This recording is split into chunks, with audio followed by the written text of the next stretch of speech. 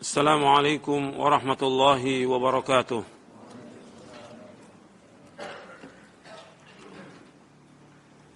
إن الحمد لله نحمده ونستعينه ونستغفره ونعوذ بالله من شرور أنفسنا ومن سيئات أعمالنا. من يهده الله فلا مضل له ومن يضلل فلا هادي له. أشهد أن لا إله إلا الله وحده لا شريك له وأشهد أن محمدا عبده ورسوله. يا أيها الذين آمنوا اتقوا الله حق تقاته ولا تموتن إلا وأنتم مسلمون. يا أيها الناس اتقوا ربكم الذي خلقكم من نفس واحدة وخلق منها زوجها وبث منهما رجالا كثيرا ونساء واتقوا الله الذي تساءلون به والأرحام إن الله كان عليكم رقيبا. يا أيها الذين آمنوا اتقوا الله وقولوا قولا سديدا يصلح لكم أعمالكم ويغفر لكم ذنوبكم ومن يطع الله ورسوله فقد فاز فوزا عظيما. أما بعد فإن أصدق الحديث كتاب الله وخير الهدي هدي محمد صلى الله عليه وعلى آله وسلم وشر الأمور محدثاتها وكل محدثة بدعة وكل بدعة ضلالة وكل ضلالة في النار. Ayolah ikhwah, azakumullah, kepada seluruh kaum muslimin dan muslimat yang mudah-mudahan dirahmati oleh Allah Ta'ala. Alhamdulillah, kita bersyukur kepada Allah Subhanahu Wa Ta'ala atas segala nikmat yang Allah karuniakan kepada kita, nikmat Islam, nikmat iman, nikmat sehat, nikmat afiat, nikmat dijauhkan oleh Allah dari berbagai macam malapetaka. Nikmat diberikan hidayah di atas Islam dan sunnah. Nikmat diberikan hidayah taufik untuk selalu dan senantiasa menuntut ilmu syar'i. Ikhwani fiddin, azakumullah, kepada seluruh kaum muslimin dan muslimat yang mudah-mudahan dirahmati oleh Allah Ta'ala. Alhamdulillah, kita bersyukur atas semua nikmat yang Allah karuniakan kepada kita, dan kita bersyukur kepada Allah diberikan hidayah di atas Islam dan sunnah. Hidayah ini wajib kita jaga dengan selalu dan senantiasa menuntut ilmu syar'i. Hidayah ini harus kita jaga dengan selalu dan senantiasa mengamalkan amal-amal saleh dari apa yang kita ketahui dari Al-Quran dan sunnah Nabi yang sahih. Kita wajib mengamalkannya seperti yang sudah saya sampaikan di awal bab yang kelima 2 pekan yang lalu. Saya jelaskan bahwa kita wajib menuntut ilmu. Setiap muslim, setiap muslimah wajib menuntut ilmu. Karena menuntut ilmu wajib. Nabi SAW bersabda, "Talabul ilmi faridatun ala kulli muslimin." Rasulullah SAW bersabda, "Talabul ilmi faridatun ala kulli muslimin." Menuntut ilmu itu wajib atas setiap muslim.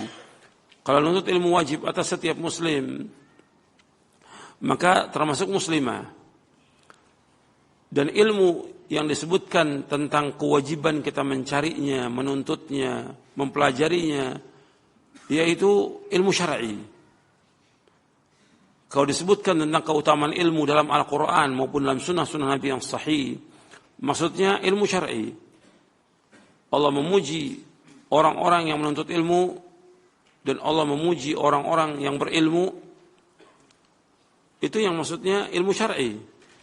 Allah menyebutkan tentang diangkatnya derajat dalam surah Al-Mujadilah surah 58 ayat 11, "Yarfa'illahu alladhina amanu minkum walladhina utul ilma darajat."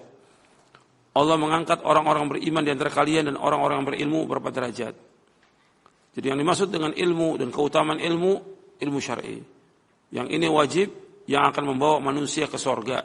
Sebagaimana sabda Nabi SAW, "Wa man salaka tariqan yaltamisu fihi ilman sahalallahu lahu bihi tariqan al jannah." Barang siapa yang berjalan untuk menuntut ilmu syar'i, maka Allah mudahkan jalannya ke surga. Dan ilmu yang dipelajari dari ilmu syar'i ini, ya sumbernya Quran dan sunnah. Untuk lihat lagi catatan antum bahwa yang kita pelajari dari ilmu syar'i ini Quran dan sunnah, bukan yang lain. Berarti yang kita pelajari dalil, yang kita pelajari adalah hujjah. dasarnya Quran, dasarnya sunnah. Jadi yang diminta dalilnya, hujahnya. Dan kita dalam belajar agama ini harus ada dalil, harus ada hujah. Tidak boleh ikut-ikutan, tidak boleh ikut orang banyak. Dan kita nggak boleh mengikuti apa yang kita tidak tahu. Ini penting dalam kita beragama. Sebab Allah berfirman dalam surah Al-Isra di ayat 36, "Wala taqfu ma laysa laka bihi 'ilmun, inna as-sam'a wal basara wal fuada kullu ulaika kana anhu mas'ula." Jangan kamu ikut apa yang kamu tidak tahu, karena sungguhnya pendengaran, mata dan hati akan ditanya oleh Allah. Jadi ilmu yang dimaksud ilmu syar'i dan sumbernya Al-Quran dan Sunnah. Dan harus dipahami dengan pemahaman para sahabat. Kemudian setelah kita talabul ilmi, ada kewajiban kita untuk mengamalkan. Harus kita mengamalkan. Sebab tidak ada manfaat ilmu tanpa amal. Makanya ilmu ini harus diamalkan. Dari i'tiqad, keyakinan, kemudian juga dari amal-amal soleh, dari akhlak yang mulia, dari muamalah yang baik, dan yang lainnya. Itu harus diamalkan. Sebab tanpa amal enggak ada manfaatnya ilmu. Dan ilmu ini akan ditanya oleh Allah pada hari kiamat, bagaimana dia mengamalkan ilmu itu.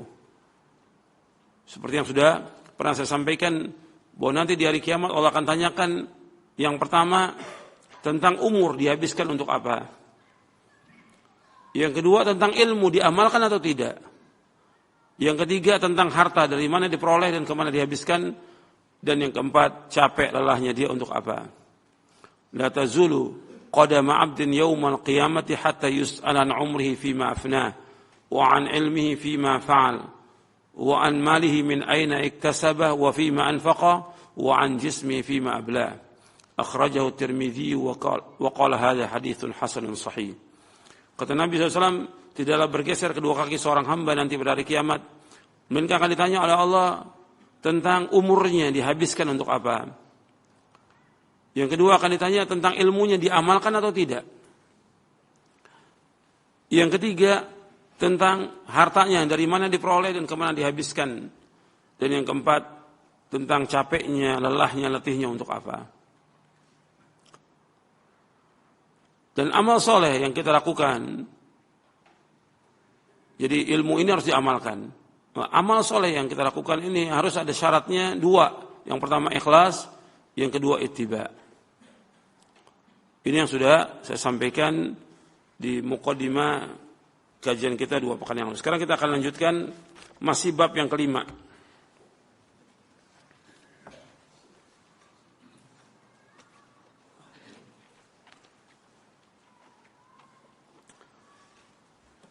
Jadi kalau 2 pekan yang lalu itu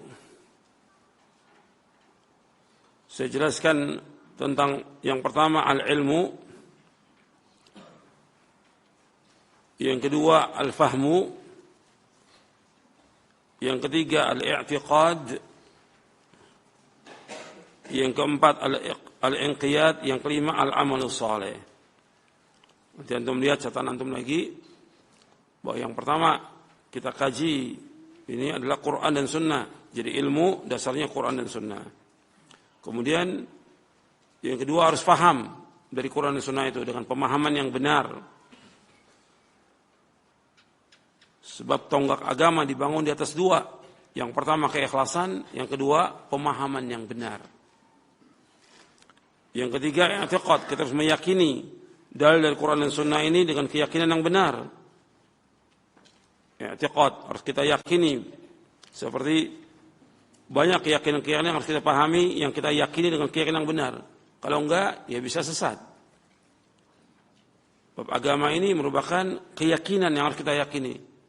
Seperti agama Islam, satu-satunya agama yang hak, agama yang benar, agama yang dari Allah, harus kita yakini. Dan selain Islam enggak akan diterima oleh Allah Ta'ala. Dalam Islam enggak ada semua agama sama, semua agama enggak ada dalam Islam. Ke dalam Islam yang ada bahwa satu-satunya agama yang hak adalah agama Islam sesuai dengan nas Al-Qur'an, inna ad-dina 'indallahil Islam. Sesungguhnya agama yang diridhai Allah agama Islam. Ini keyakinan. Dan banyak keyakinan yang kita bahas di dalam buku Syarh Aqidah Ahlussunnah ini tentang i'tiqad, keyakinan Ahlussunnah wal Jamaah. Keyakinan kita dalam kita beragama Islam ini.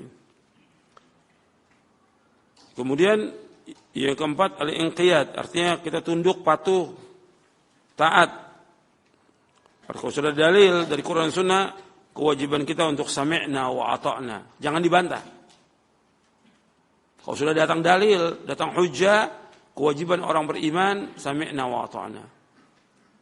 Dan dalil ayat-ayatnya sudah saya sampaikan pada pekan yang lalu di dalam surah An-Nisa ayat 59, surah An-Nisa ayat 65, surah An-Nisa ayat 80, surah An-Nur ayat 51, surah Al-Ahzab ayat 36, itu saya sampaikan pada pekan yang lalu. Kemudian setelah itu al-amalus saleh. Al-amalus saleh sudah saya jelaskan tadi, yaitu al-ikhlas dan ittiba.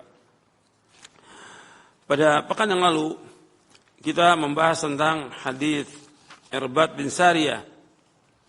Dan ini sudah kita bahas, hadis Irbad bin Sariyah. Ada berapa poin itu? Ada berapa poin? Ada 8 poin yang sudah kita bahas dari hadis Irbad bin Sariyah. Kemudian kita membahas juga tentang hadis iftiraqul ummah, terpecah belahnya umat ini. Dan ini hadis sahih yang Nabi menyebutkan bahwa umat Islam akan terpecah menjadi 73 golongan.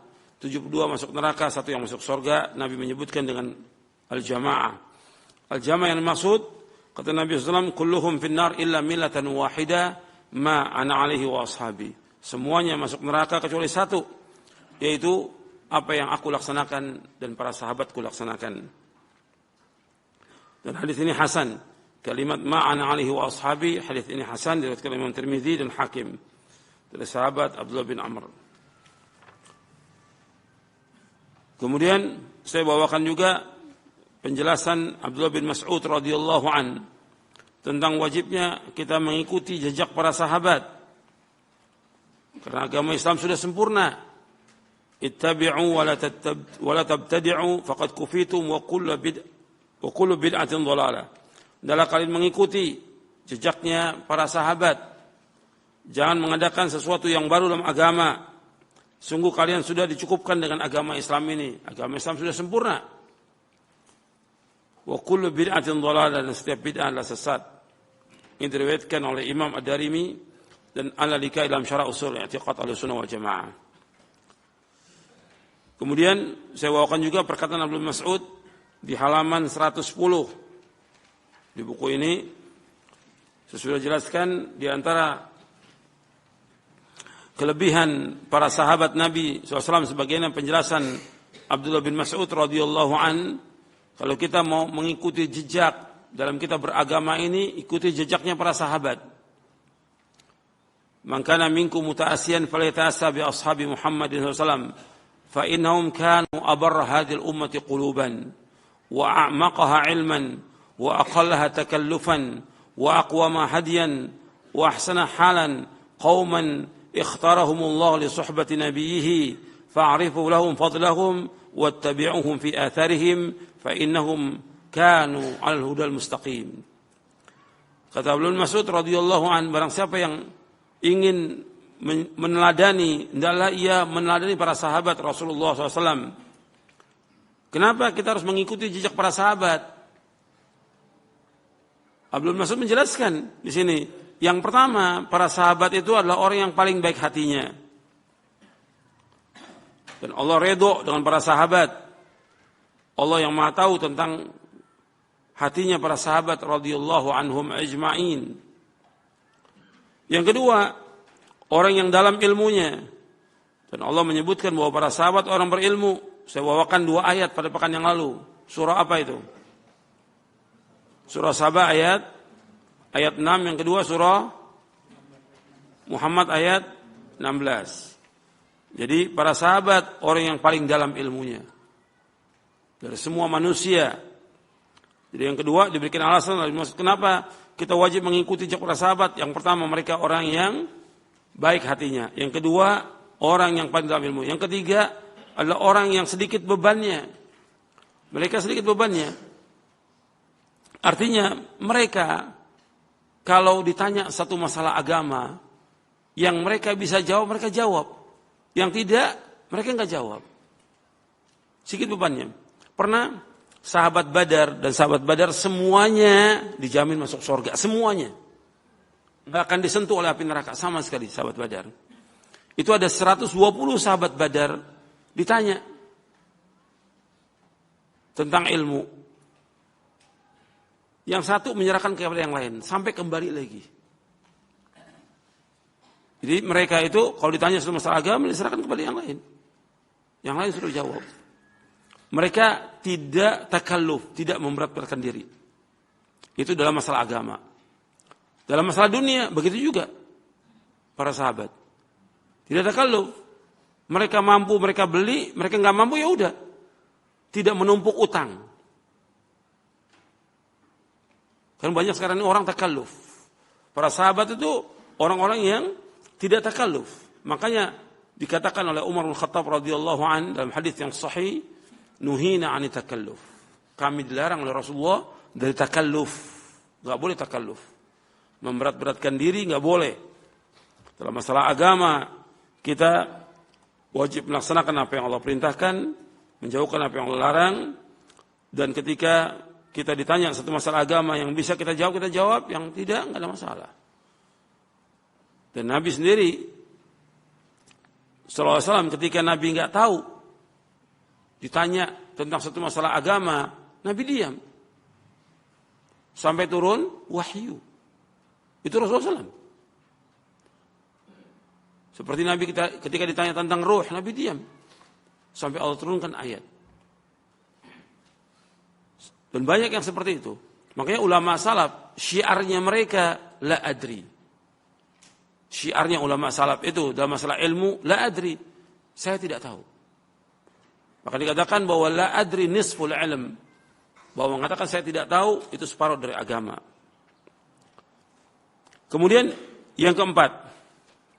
Yang keempat, wa aqwama hadiyan. Bahwa para sahabat itu orang yang paling lurus petunjuknya. Ya jelas kalau mereka yang dibina, dibimbing, ditarbiyah oleh Rasulullah SAW. Lurus dalam beragama. Tidak bengkok. Lurus dalam mereka beragama ini. Makanya nanti di akhirnya disebutkan bahwa mereka itu di atas jalan yang lurus. Para sahabat adalah orang-orang yang lurus petunjuknya. Kemudian yang kelima, wa ahsana halan. Orang yang paling baik keadaannya. Keadaan mereka paling baik sudah dalam kehidupan ini. Kalau kita lihat kehidupan mereka paling baik sudah. Dalam ibadah paling baik mereka. Dalam rumah tangga mereka paling baik. Dalam muamalah mereka paling baik. Dalam masalah akhlak mereka paling baik. Para sahabat. Dalam berjihad mereka yang paling baik. Semua paling baik. Keadaan para sahabat radhiyallahu anhum ajma'in. Makanya Allah memuji mereka dan Allah masukkan mereka ke surga karena keadaan mereka paling baik. Kehidupan mereka sederhana. Mereka ketika senang mereka bersyukur kepada Allah, ketika mereka susah mereka bersabar. Semua dilaksanakan ibadah itu kepada Allah Subhanahu wa taala. Dan ketergantungan mereka kepada Allah sangat kuat. Cinta mereka, harap mereka, takut mereka luar biasa para sahabat radhiyallahu anhum ajma'in. Kemudian selanjutnya dikatakan oleh Mas'ud radhiyallahu an bahwa mereka ada satu kaum yang Allah pilih untuk menemani nabinya. Artinya ini pilihan Allah. Allah memilih bahwa para sahabat menemani Nabi sallallahu alaihi wasallam untuk membela agamanya, untuk menegakkan agamanya, untuk berjihad dan Allah, untuk mendakwakan dakwah tauhid, untuk melaksanakan sunnah-sunnah dan membela sunnah Nabi SAW. Ini para sahabat. Allah pilih mereka merupakan pilihan Allah dan mereka adalah orang-orang yang terbaik. Gak mungkin Allah pilihkan untuk nabinya orang yang paling jelek, gak mungkin. Allah pilihkan untuk nabinya SAW orang yang paling baik di muka bumi ini. Makanya selanjutnya dikatakan fa'rifu lahum fadlahum. Hendaklah kalian kenal tentang keutamaan mereka. Dan ini ada tentang fadailus sahabah. Bahkan Imam Ahmad menulis kitab tentang fadailus sahabah, keutamaan para sahabat. Dan dalam kitab Sahih Bukhari, Muslim atau yang lainnya, itu ada tentang manaqib. Manaqib itu artinya tentang keutamaan para sahabat. Manaqibnya Abu Bakar, manaqibnya Umar, manaqibnya Utsman, manaqibnya Ali dan yang lainnya. Disebutkan keutamaan mereka. Radhiyallahu anhum ajma'in. Dan ikutilah wattabi'uhum fi atharihim, ikutilah jejak mereka. Fa innahum kanu 'alal hudal mustaqim. Kenapa kita wajib mengikuti jejak mereka? Karena mereka berada di atas jalan yang lurus. Ini yang wajib kita ikuti.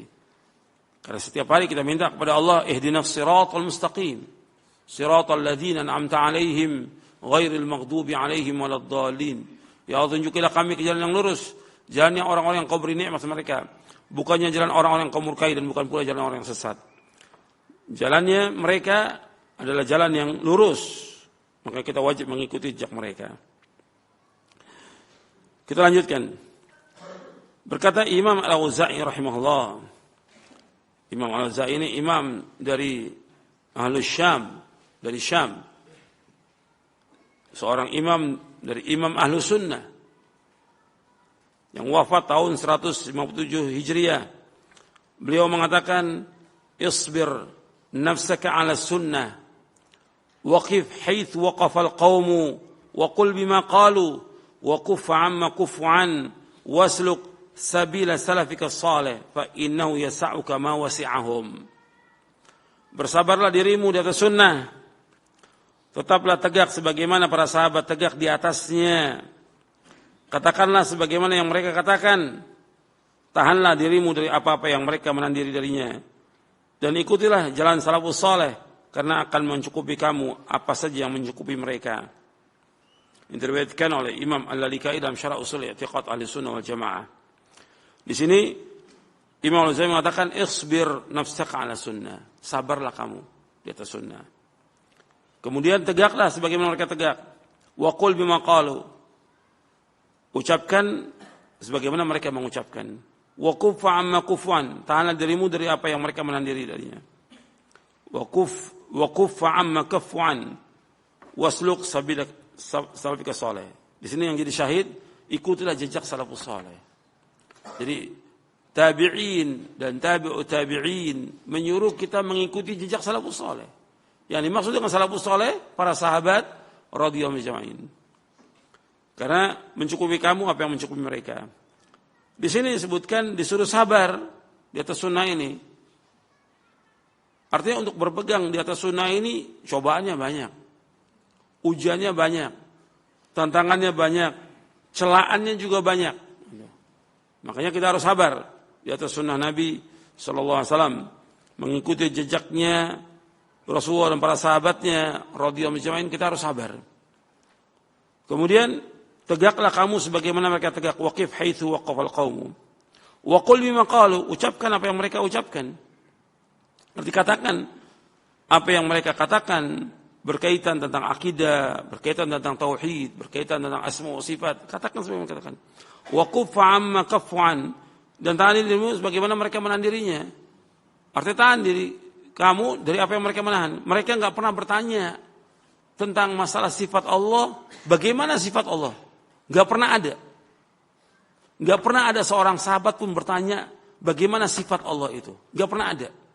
Makanya ketika Imam Malik ditanya tentang masalah kaifiyat, dia Imam Malik. Ketika Imam Malik membawakan ayat Ar-Rahmanu 'ala arsy istawa, bahwa Allah bersemayam di atas arsy, artinya Allah istiwa di atas arsy. Kemudian ada yang bertanya, kaifal istiwa? Bagaimana istiwa? Dia Imam Malik. Lama sampai keluar keringat Imam Malik. Karena belum pernah ada orang bertanya. Akhirnya dijawab oleh Imam Malik, al-istiwa'u ma'lumun wal kaif majhulun wal imanu bihi wajib was su'alu anhu bid'ah. Jadi istiwa maklum, Allah istiwa di atas. Wal kaif majhul, Sedangkan kaifiatnya, bagaimana Allah istiwa, nggak ada yang tahu. Tidak ada yang tahu. Karena Allah tidak memberitahu. Dan Nabi SAW juga nggak memberitahu. Kemudian wal imanu bi wajib, mengimaninya tentang Allah istiwa di atas arsy itu wajib. Was-su'alu anhu bid'ah. Dan menanyakan tentang masalah itulah bid'ah. Jadi nggak boleh orang menanyakan masalah itu atau memikirkan masalah itu. Sudah Allah menyebutkan dalam Al-Quran dalam 7 ayat Ar-Rahman 'alal arsy istawa. Allah istiwa, wajib kita imani. Nggak boleh tanya bagaimana isi Allah. Nggak boleh mengatakan kalau gitu Allah butuh tempat. Allah tidak butuh tempat. Kenapa harus tambah dengan kalimat Allah butuh tempat? Tidak. Allah istiwa, ya sudah imani. Bahwa Allah berada di atas langit yang ketujuh, di atas arsy. Wajib kita imani. Ketika Nabi Muhammad SAW menyebutkan sallallahu alaihi wasallam yanzilu rabbuna ila sama'i dunya hina yabqa thuluthul lail akhir. Allah turun ke langit dunia ketika tinggal sepertiga malam yang akhir. Wajib kita imani bahwa Allah turun ke langit dunia. Hadis ini sahih dari Bukhari, Muslim dan yang lainnya. Nabi enggak pernah menjelaskan bagaimana turunnya Allah. Kewajiban kita mengimani. Ini dasarnya dalam masalah akidah ini iman. Kita sebagai seorang mukmin itu wajib mengimani. Allah turun ke langit dunia wajib. Enggak boleh kita tanyakan, kan dunia ini malamnya berbeda-beda, berarti Allah turun setiap saat. Itu kan ra'yu. Ini kita berbicara tentang Allah Rabbul Alamin yang menciptakan seluruh makhluk, yang menciptakan langit, bumi dan semuanya, arsy Allah ciptakan semuanya. Bahwa kita wajib mengimani itu. Jangan kita gunakan akal kita untuk bagaimana ya Allah turun ke langit. Enggak boleh. Imani sudah. Nabi menyebutkan, enggak boleh menanyakan juga tentang kaifiatnya, enggak boleh mentakwil bahwa yang turun rahmat Allah, tidak boleh. Jadi waquffa amma kaffu'an. Tahan dirimu sebagaimana mereka menahan. Sahabat, kalau antum lihat orang mereka ini ada orang-orang Badui, ada orang Muhajirin, ada Ansor, ada orang-orang yang baru masuk Islam. Ketika Nabi berbicara tentang masalah ini, nggak ada satupun yang bertanya, tidak ada. Karena apa? Karena Nabi membina mereka di atas iman. Jadi setiap datang dalil, imani, taslim, tunduk. Tidak menanyakan, tidak memikirkan. Makanya berbicara tentang nama dan sifat Allah ini kewajiban kita untuk menerima. Tidak boleh kita menggunakan akal kita kok begini. Enggak boleh. Makanya dalam hadis Nabi bersabda, "Tafakkaru fi khalqillah wa la tafakkaru fillah." Fikirkan tentang makhluk Allah, jangan sekali-kali memikirkan tentang Allah SWT. Enggak boleh memikirkan tentang Allah dan memikirkan tentang sifatnya. Yang wajib kita pikirkan tentang makhluknya. Jadi ini tahan diri kita dari apa yang mereka menahan. Kalau mereka enggak berbicara, kita diam. Terutama berkaitan dengan asma wa sifat. Kemudian ikuti jejak salafus saleh. Karena cukup sudah apa yang mencukupi mereka. Jadi dalam kita beragama ini sudah cukup mengikuti mereka. Karena mereka sudah laksanakan semua perintah Allah dan Rasulnya dan menjauhkan larangannya. Kalau kita mau lihat cara yang terbaik dalam beragama, ya cara mereka. Maka mereka dijamin dengan surga. Radhiyallahu anhum ajma'in. Kemudian juga kata Imam Al-Auza'i rahimahullah, "Alaika bi athari man salaf wa in rafadaka an-nasu wa iyyaka wa ara' ar-rijal wa in zakhrafu laka bil qaul." Hendaklah kalian mengikuti jejak salafus saleh meskipun manusia menolak. Wa iyyaka wa ara' ar-rijal, dan jauhkan dari kamu dari pendapat orang yang menyalahi salafus saleh meskipun ia wa in zakhrafu laka bil qaul, meskipun ia hiasi pendapatnya dengan perkataan yang indah. Ini diriwayatkan oleh Imam Al-Ajurri dalam kitabnya Syariah, Ibnu Abdul Bar dalam kitabnya Jami' Bainul Fadli, Az-Zahabi dalam kitabnya Sir Alamin Nubala. Dan riwayat ini, athar ini sahih. Artinya disuruh kita mengikuti jejak salafus saleh. Ini wajib ini. Makanya dalil-dalil yang sudah saya bawakan dari awal dan hadis Nabi dan juga athar menunjukkan tentang wajibnya kita mengikuti cara beragamanya para sahabat. Ingat itu. Kita wajib mengikuti cara beragamanya para sahabat. Karena yang memerintahkan yang pertama Allah SWT dalam Al-Quran. Yang kedua Nabi SAW dalam hadis yang banyak. Yang ketiga yaitu athar dari para sahabat sendiri dan juga para tabi'in dan tabi'ut tabi'in yang menjelaskan tentang wajibnya kita mengikuti jejak salafus saleh. Wa in rafadaqan nas, meskipun orang menolak. Mesti dakwah ini ada orang yang menolak, enggak mungkin semua terima. Sebagaimana para anbiya wa rasul alaihi wasallam, para nabi, mereka juga para nabi itu ditolak dakwanya. Enggak semuanya itu mengikuti dakwah nabi. Ada yang menerima, ada yang menolak. Jadi Nabi SAW, wa in rafadaqan nas, meskipun ditolak oleh manusia. Meskipun ditolak oleh manusia. Artinya manusia menolak dakwah kita, itu dia sunatullah. Sunatullah. Jadi kita harus ingat itu. Ya memang kadang-kadang ada kesedihan, kekesalan dan yang lainnya. Tapi ini dakwah.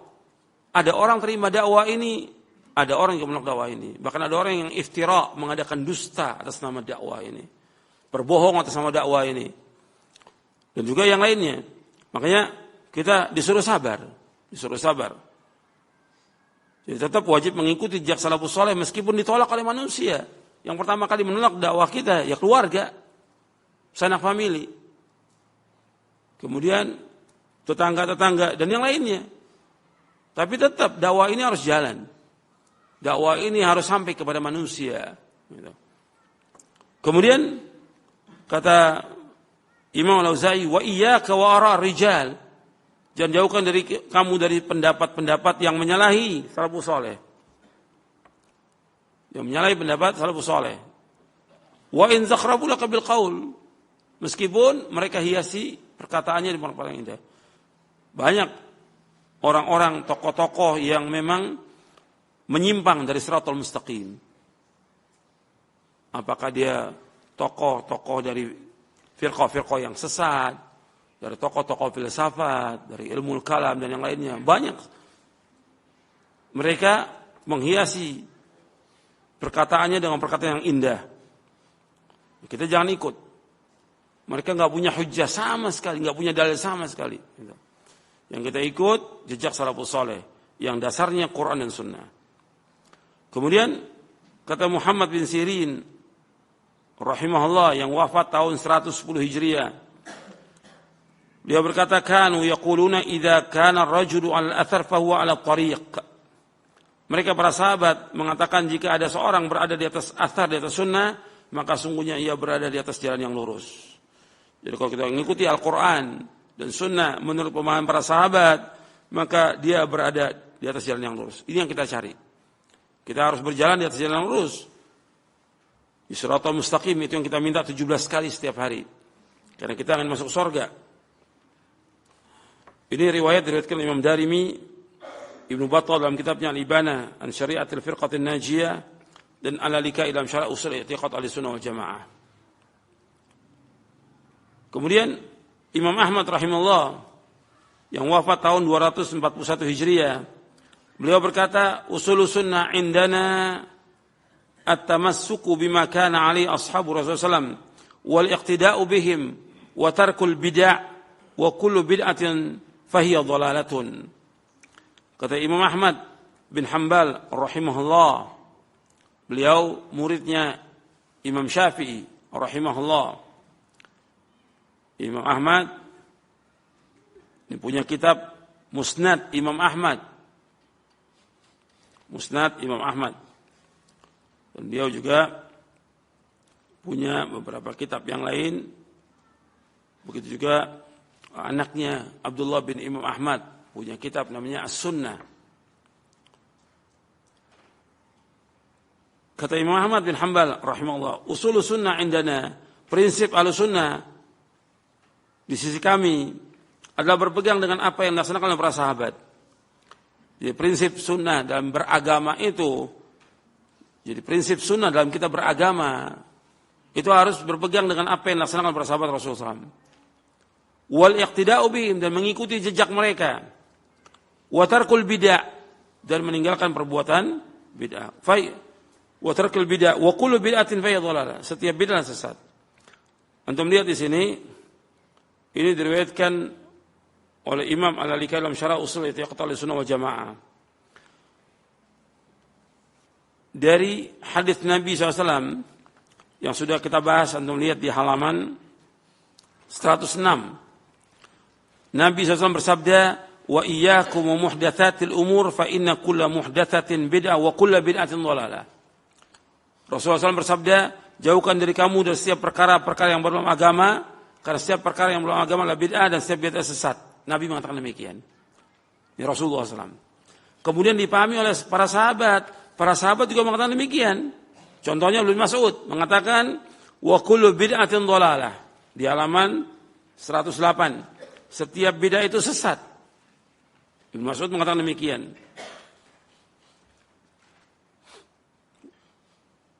Ibnu Umar juga mengatakan demikian. Wa kullu bid'atin dhalalah. Dan banyak para sahabat mengatakan demikian. Artinya Rasulullah menjelaskan setiap bid'ah sesat dipahami oleh sahabat, semua bid'ah sesat. Enggak ada bid'ah yang hasanah. Kemudian dipahami oleh tabi'in, demikian juga bahwa semua bid'ah sesat. Tabi'in demikian. Begitu juga dikatakan oleh Imam Ahmad bin Hanbal rahimahullah bahwa wa kullu bid'atin fayya dhalalah. Setiap bid'ah sesat. Enggak ada bid'ah yang hasanah. Arti pemahaman ini yang harus kita pegang. Dan mereka adalah orang yang paling fasih dalam berbahasa Arab daripada orang-orang sesudahnya. Rasulullah bicara dengan bahasa Arab yang fasih. Enggak ada kalimat kullu bid'atin dhalalah itu artinya sebagian bid'ah yang sesat, sebagian lagi tidak sesat. Kalimat kullu menunjukkan kepada semua bid'ah itu sesat. Ini Rasulullah bersabda dengan bahasa Arab yang fasih. Dipahami oleh para sahabat demikian, dipahami oleh tabi'in demikian, dipahami oleh tabi'ut tabi'in demikian, dipahami oleh para imam demikian. Atau Imam Hanafi, Maliki, Syafi'i, Hambali, Imam Ahmad demikian.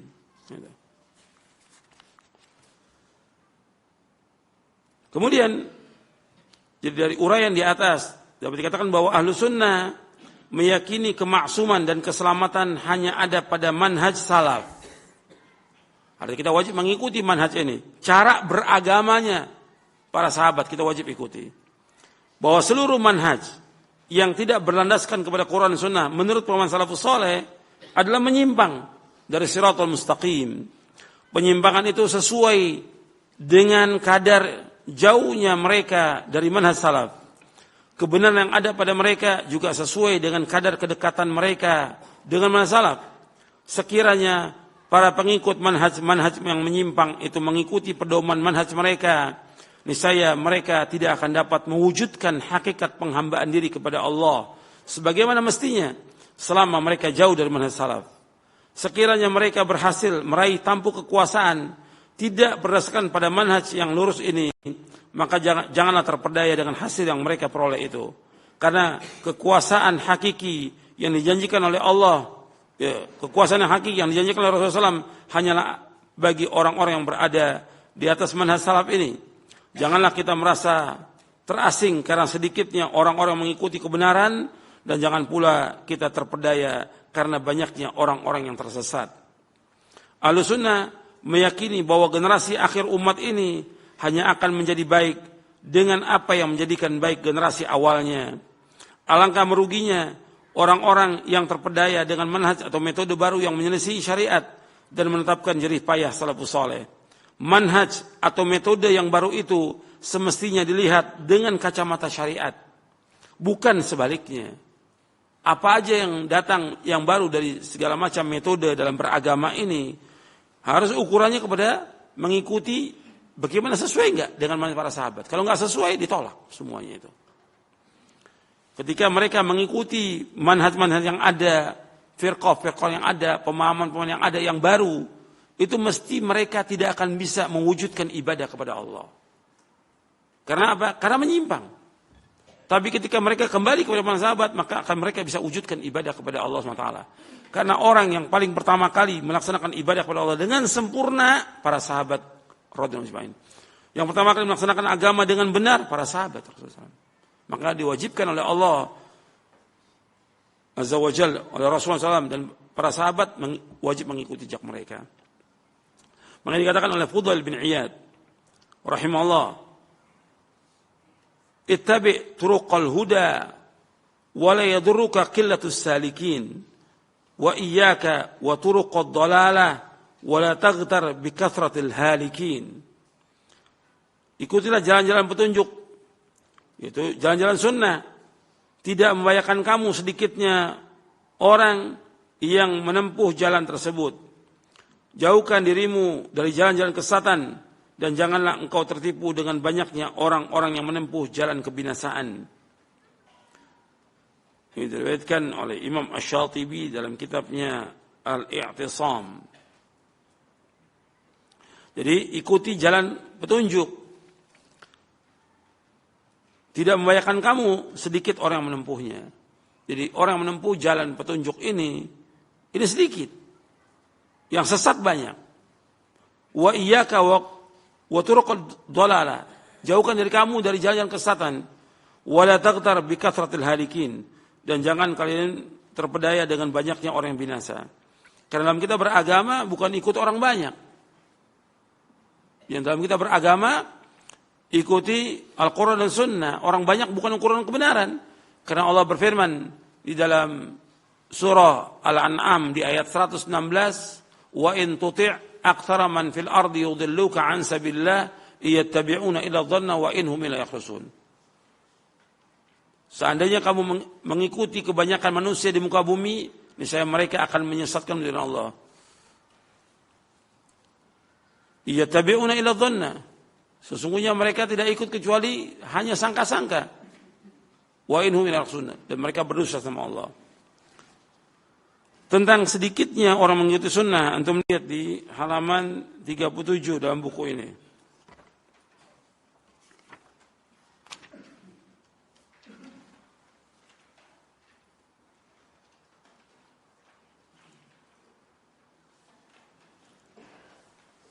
Saya mulai dari halaman 37 sampai halaman 39. Ya.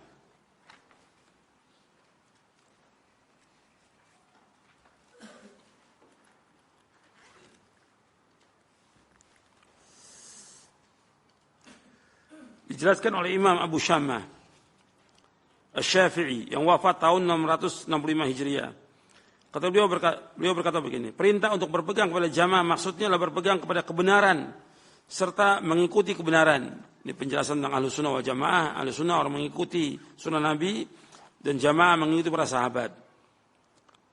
Tapi jamaah juga bisa berarti tentang kebenaran. Jadi kita wajib mengikuti kebenaran. Meskipun yang melaksanakan sunnah itu sedikit. Yang melaksanakan sunnah sedikit. Dan yang menyalahinya banyak. Karena kebenaran itu apa yang dilaksanakan oleh jamaah yang pertama. Yaitu yang dilaksanakan oleh Rasulullah SAW dan para sahabatnya radhiyallahu anhum majma'in tanpa melihat kepada orang-orang yang menyimpang melakukan kebatilan sudah mereka. Jadi ukuran kita mengikuti para sahabat. Ya, meskipun sedikit yang melaksanakan itu. Jadi enggak lihat ke banyak orang yang sesat. Kan sekarang ini orang ukurannya banyaknya manusia. Orang berpaham dengan akidah ini dari Maroko sampai Maroke, bukan ukuran. Orang semua mengikuti akidah Mu'tazilah dari Maroko sampai Maroke. Akidah Asy'ariyah semua. Itu enggak jadi ukuran. Yang kita ikut bagaimana mereka melaksanakan sunnah Nabi SAW. Mengikuti akidahnya benar atau tidak. Bukan orang banyak. Orang banyak bukan ukuran kebenaran dalam kita beragama. Ayatnya saya bawakan tadi. Dan Allah juga menyebutkan dalam Al-Quran bahwa manusia ini, yang kebanyakan manusia semuanya ini, semua fasik. Allah yang mengatakan demikian. Manusia secara umum bodoh, nggak ngerti agama. Jadi orang banyak orang kebenaran. Allah mengatakan wa inna katsiran minan nasi lafasiqun. Sesungguhnya kebanyakan manusia itu fasik kata Allah. Fasik artinya berbuat dosa, berbuat maksiat. Fasik artinya orang-orang yang melanggar dari syariat, menyimpang dari agama. Dalam surah Al-Maidah ayat 49, wa inna katsiran minan nasi lafasiqun. Sesungguhnya kebanyakan manusia adalah orang-orang yang fasik. Kemudian dikatakan oleh Abdul Mas'ud, masih halaman 38. Kata Abdul Mas'ud radhiyallahu an, al-jama'atu ma wafaqal haq wa in kunta wahdak. Jamaah itu yang mengikuti kebenaran walaupun engkau sendiri. Jamaah itu yang sesuai dengan kebenaran meskipun engkau sendiri. Jadi bukan banyaknya manusia. Ini dalam kitab Al-Ba'its ala Inkar al-Bid'ah wal Hawadits. Dan juga dalam kitab Syarah Ushul I'tiqad Ahlussunnah wal Jamaah. Jadi Ahlussunnah wal Jamaah adalah orang yang mempunyai sifat dan karakter mengikuti sunnah Nabi SAW dan menjauhi perkara-perkara yang baru dan bid'ah dalam agama. Kalau dari Maroko sampai Maroke semuanya melakukan bid'ah, kita ikut atau tidak? Nggak boleh kita ikut. Bukan ukuran banyaknya manusia. Yang kita ikut adalah dalil, hujjah dari Quran dan Sunnah. Jadi Ahlussunnah wal Jamaah orang yang mempunyai sifat dan karakter mengikuti sunnah Nabi SAW dan menjauhi perkara-perkara yang baru dan bid'ah dalam agama. Itu yang dikatakan Ahlussunnah wal Jamaah. Karena mereka adalah orang-orang yang ittiba' mengikuti kepada sunnah Rasulullah SAW dan mengikuti athar jejak salaful ummah. Maka mereka juga disebut dengan ahlul hadis, ahlul athar, ahlul ittiba'. Di samping itu mereka juga dikatakan sebagai at-ta'ifah al-mansurah, golongan yang mendapatkan pertolongan Allah. Al-firqatun najiyah, golongan yang selamat. Ghuraba, orang-orang asing. Rasulullah bersabda tentang at-ta'ifah al-mansurah. Rasulullah SAW bersabda, la tazalu min ummati ummatun qa'imatun bi amrillah, la yadurru man khadalahum wala man khalafahum hatta ya'tiyahum amrullah wa hum ala dhalik. Senantiasa ada segolongan dari umatku yang selalu menegakkan perintah Allah. Senantiasa tidak akan mencelaki mereka orang-orang yang tidak menolong mereka dan orang-orang menyelisih mereka sampai datang perintah Allah dan mereka tetap di atas yang demikian itu. Artinya tetap akan ada golongan yang selamat ini. Artinya golongan mengikuti Quran wa sunnah fahmi salaf ini akan tetap ada. At-Taifah al-Mansurah. Terus sampai hari kiamat tetap akan ada golongan ini. Golongan ini golongan yang diselamatkan oleh Allah Subhanahu wa taala. Golongan yang ditolong oleh Allah Taala. Tidak akan membahayakan mereka orang yang tidak menolong mereka. Tidak akan membahayakan mereka orang-orang yang menyalahi mereka. Jadi At-Taifah Al-Mansurah. Bahkan golongan inilah yang akan memerangi Yahudi. Nggak ada yang bisa memerangi Yahudi kecuali orang-orang yang mengikuti Quran wa sunnah ala manhajis salaf. Perhatikan itu. Tidak akan bisa memerangi Yahudi kecuali orang-orang mengikuti Quran dan Sunnah ala fahmi salaf. Saya bawakan hujahnya. Di buku Mulia dengan Manhaj Salaf saya jelaskan di sini. Ini penting untuk kita pahami karena Nabi menyebutkan tentang masalah ini di dalam hadisnya yang sahih. Jadi memerangi Yahudi di akhir zaman tidak akan dilakukan kecuali oleh para sahabat. Sahabat sudah meninggal. Nah, bagaimana Rasulullah menyebutkan khitabnya khitab para sahabat?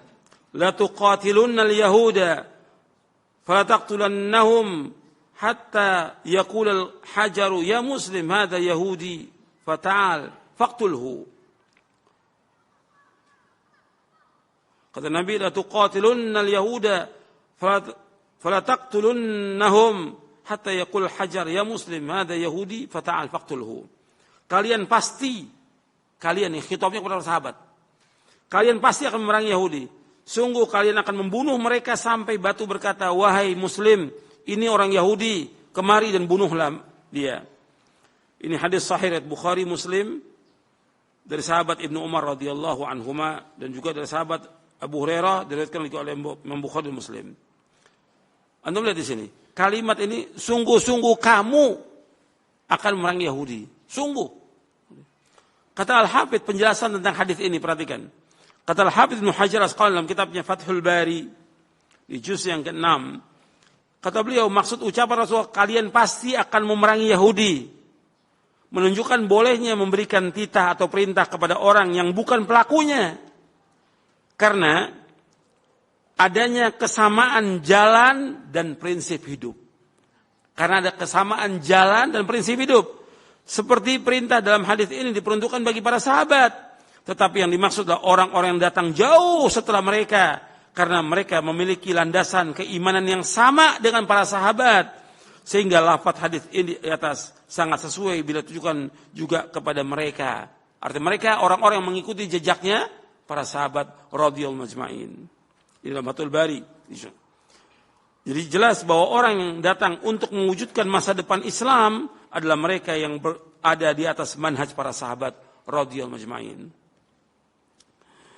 Dan Nabi menyebutkan demikian dalam beberapa hadis. Di antaranya dalam hadis yang lain, dalam hadis Bukhari Muslim, Nabi bersabda, "La taqumus sa'atu hatta yuqatilal muslimuna al-yahuda, fayaqtuluhumul muslimuna hatta yakhtabi al-yahudi min wara'il hajar wasyajar, fayaqulu al-hajaru aw asy-syajaru ya muslim, ya Abdullah, hadha yahudiyun khalfi, fata'al faqtulhu ila al-gharqad fa innahu min syajar al-yahud." Kata Nabi SAW, kiamat tidak akan terjadi hingga umat Islam memerangi Yahudi. Umat Islam akan membunuhi mereka hingga orang-orang Yahudi bersembunyi di balik batu dan pohon. Maka batu dan pohon berkata, "Wahai Muslim, wahai hamba Allah, ini orang Yahudi di belakangku, kemari dan bunuhlah dia." Kecuali pohon Gorqot, karena ia pohon Yahudi. Hadis sahih Bukhari Muslim. Jadi kaum muslimin akan memerangi Yahudi. Siapa kaum muslimin? Kaum muslimin yang mengikuti jejak para sahabat. Sebagian penjelasan Al-Hafidh Ibnu Hajar dalam kitabnya Fathul Bari. Kemudian selanjutnya, Ahlus Sunnah juga dikatakan ghuraba, orang-orang asing. Jadi ketika kita berpegang teguh kepada Quran, Sunnah, al-fahmi salaf, itu mesti asing di masyarakat. Dianggap asing oleh masyarakat. Nabi bersabda sallallahu alaihi wasallam, "Bada'al Islamu ghariba wa sayaudu kama bada'a ghariba, fatuba lil ghuraba." Islam awalnya asing dan kelak akan kembali menjadi asing sebagaimana awalnya. Maka beruntunglah bagi al-ghuraba, orang-orang asing.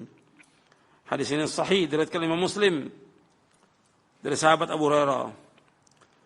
Jadi ghuraba, orang-orang asing ini, yang dimaksud siapa orang asing?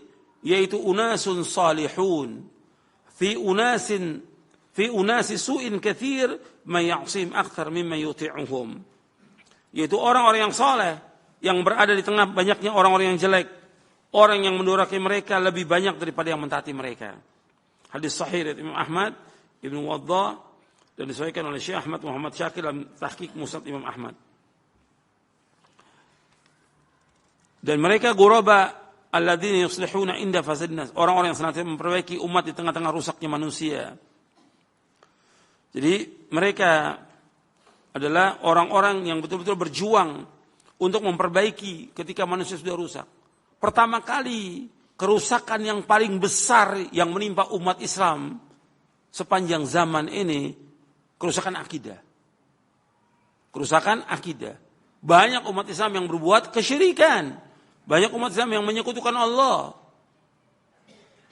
Ini terjadi seperti ini. Dan juga kerusakan akidah mereka, manhaj mereka dalam mereka beragama, sehingga banyaknya firqah-firqah yang sesat sebagaimana sabda Nabi SAW, menjadi 72 golongan firqah yang sesat ini. Makanya ghuraba Ahlus Sunnah ini datang untuk memperbaiki. Yang diperbaiki pertama kali tentang akidah mereka, tentang manhaj mereka. Makanya kita tidak pernah berhenti untuk mendakwakan dakwah tauhid, siang dan malam. Saya menulis buku-buku tentang akidah, tentang tauhid, syarah kitab tauhid, agar manusia paham tentang agama ini. Karena sudah kerusakannya luar biasa. Orang tidak mengagungkan lagi Allah, enggak mengagungkan Rasul, tidak mengagungkan lagi Quran dan Sunnah. Makanya kita harus kembalikan lagi mereka kepada Quran dan Sunnah. Memperbaiki ini dimulai dari asalnya, pokoknya, yaitu perbaikan tentang akidah. Alladzina yuslihuna inda fasadin nas. Artinya orang memperbaiki di saat manusia ini sudah rusak akidahnya, rusak manhaj mereka, rusak pemahaman dan yang lainnya. Makanya dikatakan orang-orang ini adalah orang-orang yang ghuraba, asing. Karena apa? Orang sudah menyalahi dari jalan yang hak ini. Ibnu Qayyim menjelaskan dalam kitabnya Madarijus Salikin tentang ghuraba ini. Jadi ketika kita mendakwakan dakwah yang hak, memperbaiki umat di atas Quran dan Sunnah ala fahmi salaf, karena umat sudah rusak akidahnya, maka kita jelaskan tentang kesyirikan, dosa besar yang paling besar. Menyalahi manhaj para sahabat nih termasuk membawa manusia kepada kesesatan. Harus kita jelaskan kepada umat ini. Kalau enggak kita jelaskan, orang enggak tahu penyimpangan mereka. Apa kita biarkan orang berbuat syirik? Apa kita biarkan orang datang ke kubur-kubur wali untuk minta kepada selain Allah? Apa kita biarkan umat ini datang ke dukun-dukun? atau punya i'tiqad, keyakinan mereka yang syirik? Apa kita biarkan orang-orang yang memasang sesaji atau menyerahkan sesaji kepada laut, dewa-dewa laut? Ini kesyirikan. Kalau mereka menyimpang tetap mengesyirikan, Allah turunkan azab kepada semuanya. Makanya dakwah ini harus terus menjelaskan kepada umat tentang tauhid, agar umat beribadah hanya kepada Allah dan tidak boleh berbuat syirik. Tapi jelas dakwah ini ada musuhnya. Dari siapa? Dari orang-orang kafir. Yang pertama kali iblis musuhnya dakwah ini. Yang kedua orang-orang kafir, yang ketiga orang-orang munafik, yang keempat orang-orang zindik. Kemudian setelah itu wali-wali mereka yang menjadi corong mereka untuk memalingkan manusia dari agama Allah. Makanya kita hati-hati, tetap dakwah ini harus jalan. Makanya kita akan diasingkan di masyarakat, nggak ada masalah.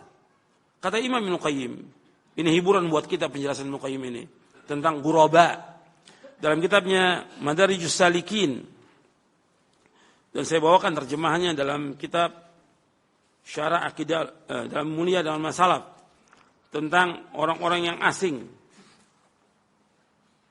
Saya jelaskan di dalam Mulia dengan Masalah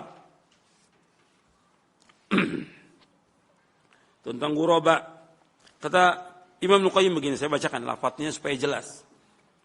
Fa idza arada al-mu'minu alladhi qad razaqahu Allah basiratan fi dinihi wa fiqhan fi sunnati rasulih sallallahu alaihi wasallam wa fahman fi kitabih wa arahu man nasu fihi min al-ahwa'i wal bid'ah wad dalalat wa tanaqqubuhu man as-siratal mustaqim alladhi kana alaihi rasulullah sallallahu alaihi wasallam wa ashabuhu fa idza arada an yasluka hadha as-sirata falyuwattin nafsahu ala qadhil juhali wa ahlil bid'ah fihi wa ta'nihim alaihi wa izra'ihim bihi wa tanfirin nasi anhu wa tahdhirihim minhu kama kana salafu minal kuffari yaf'aluna ma matwihi wa imamihi. Perhatikan, saya terjemahkan. Apabila seorang mukmin yang Allah telah berikan kepadanya rezeki basirah, ilmu dalam agamanya, pemahaman artinya dia tafaqquh fid din, faqih tentang sunnah Rasulullah, memahami tentang sunnah Rasulullah, wa fahman fi kitab, dan faham tentang Al-Quran. Jadi diberikan oleh Allah basirah, ilmu dalam agama, diberikan pemahaman tentang sunnah Rasulullah, diberikan pemahaman tentang kitabullah, dan dia melihat apa yang dilakukan oleh manusia. Apa yang dilakukan manusia? Yaitu mengikuti hawa nafsu, mengikuti bid'ah, mengikuti kesesatan, dan juga mereka menyimpang dari siratal mustaqim, menyimpang dari jalan yang telah ditempuh oleh Rasulullah SAW dan para sahabatnya. Apabila seorang mukmin, perhatikan, apabila seorang mukmin ingin menempuh jalan yang lurus ini, mengikuti Quran wa sunnah ala fahmi salaf, kata Ibnu Qayyim rahimahullah, falyuwattin nafsahu ala qadhil juhal. Hendaklah dia mempersiapkan dirinya untuk dicela oleh manusia. Perhatikan itu. Ketika kita berjalan di atas siratal mustaqim, jalan Quran dan sunnah fahmi salaf, maka hendaklah dia mempersiapkan dirinya untuk apa? Untuk dicela oleh orang-orang yang bodoh, dicela oleh ahlul bid'ah, kemudian dicela mereka, wa ta'nim fi wa izraim, dan juga pelecehan-pelecehan dilakukan oleh mereka untuk melecehkan agama ini, untuk melecehkan Quran dan sunnah ini, untuk menghina Quran dan sunnah ini dan orang-orang mengikutinya. Siap, kita harus siap untuk menghadapi mereka. Wa tanfirin nas anhu, dan mereka berusaha bagaimana menjauhkan manusia dari kita, menjauhkan manusia dari Quran Sunnah. Dengan apa? Dengan celaan. Mereka kasih label-label yang sebagaimana label-label yang telah diberikan kepada Rasulullah SAW oleh orang-orang kafir. Wa tahdhiruhum minhu, dan mereka berusaha bagaimana menjauhkan manusia dari jalan ini dan memperingatkan manusia agar berhati-hati dengan orang-orang yang mengikuti Quran Sunnah fahmi salaf ini. Sebagaimana salafuhum, pendahulu mereka dan orang-orang kafir, mereka melakukan kepada orang yang mereka ikuti itu Rasulullah SAW dan imamnya. Dikasih label apa Rasulullah? Gila, majnun. Allah abadikan nama Al-Quran. Dikasih label apa Rasulullah? Dikasih gelaran-gelaran yang jelek. Apa? Syair, tukang sihir, orang gila, memecah belah umat, mencela agama nenek moyang. Mencela agama nenek moyang. Ketika kita mengikuti Al-Quran Sunnah Fahmi Salaf, sama kita bikin gitu. Celahannya apa? Gila, Wahabi, sesat, dan masih majak lagi. Lakop-lakop gelaran yang diberikan. Makanya, fa'imma inda'ahum ila dhalik, wa qada fima hum alaih, fahunalik taqumu qiyamatuhum, wa yabghuna lahul ghawail, wa yansibuna lahul habail, wa yajlibuna alaihi bi khayli kabirihim wa rajilihi. Apabila kita mengajak mereka kepada yang demikian, dan mereka terus akan mencela kita, maka tegak kiamatnya mereka. Marah mereka.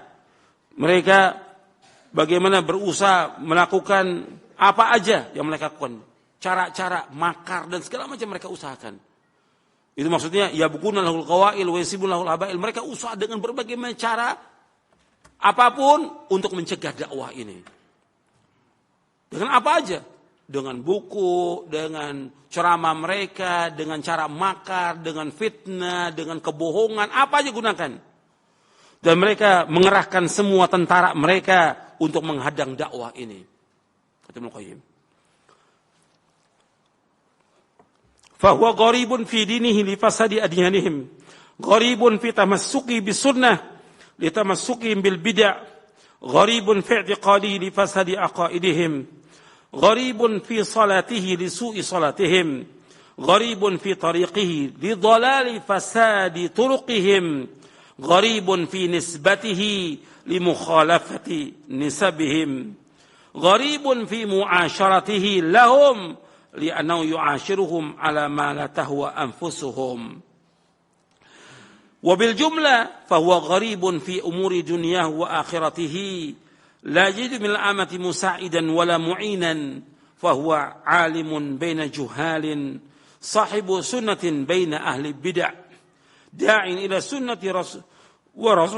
ورسوله بين دعاء إلى الأهواء والبدع آمر بالمعروف ناهٍ عن المنكر بين قوم المعروف لديه منكر والمنكر معروف انتهى.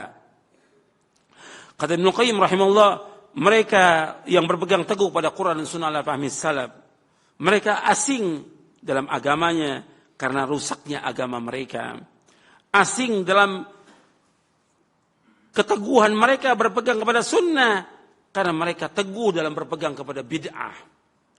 Asing dalam akidahnya karena rusaknya akidah mereka. Asing dalam sholatnya karena rusaknya sholat mereka. Asing dalam jalannya karena sesat dan rusaknya jalan mereka. Asing dalam nisbat mereka kepada Quran dan Sunnah fahmi salaf. Dikatakan salafi, nisbat yang benar, nisbat yang mulia kepada generasi yang terbaik. Mereka asing. Karena apa? Menyalahi nisbat mereka. Karena nisbat mereka kepada siapa? Kepada tokoh-tokoh mereka. Kepada pemahaman-pemahaman yang sesat. Gharibun fi mu'asyaratihi lahum. Dan juga asing dalam bermuamalah dengan mereka. Karena muamalah dengan mereka itu enggak disukai oleh hawa nafsu mereka. Kata kita muamalah jelas. Yang sunnah kita katakan sunnah, yang bid'ah kita katakan bid'ah. Enggak bisa kita ikuti hawa nafsu mereka. Enggak bisa kita bergabung dalam acara-acara yang syirik dan bid'ah, enggak bisa. Makanya dikatakan asing dalam muamalah dengan mereka. Kesimpulannya wabil jumlah, kesimpulannya mereka gharib dalam semua urusan dunia dan agamanya. Dan engkau tidak akan dapati dari orang-orang awam yang mau nolong mereka, membantu mereka, enggak mau. Kita susah, ditolak, didemo oleh orang banyak, diusir, enggak ada yang nolong orang awam. Enggak ada. La yajidu minal amati musa'idan wala mu'inan, fahuwa alimun baina juhal. Mereka adalah orang-orang alim di antara orang-orang bodoh. Mereka adalah orang-orang yang mengikuti sunnah di antara orang-orang yang mengikuti bid'ah. Mereka adalah orang-orang yang mengajak kepada Allah Rasulnya di antara da'i-da'i yang mengajak manusia kepada hawa nafsu dan bid'ah. Dia selalu menyuruh yang ma'ruf dan dia selalu menyuruh yang mencegah yang mungkar. Menyuruh yang ma'ruf, mencegah yang mungkar. Di tengah-tengah kaum muslimin yang ma'ruf itu dianggap oleh mereka mungkar. dan mungkar dianggap ma'ruf. Intaha. Ini penjelasan Muqayyim dalam kitabnya Madarijus Salikin di juz yang ketiga. Di halaman 207-209 cetakan Darul Hadits Al-Qahirah. Ini konsekuensi dari kita mengikuti Quran dan Sunnah ala fahmi salaf. Dan kemudian kalau orang mengikuti Quran Sunnah, kita mestinya terima kasih. Mestinya orang-orang yang beriman, mestinya kaum muslimin terima kasih ada orang-orang yang mengajak manusia kepada kebenaran ini. Makanya Imam Syafi'i mengatakan begini, antum lihat di halaman 41.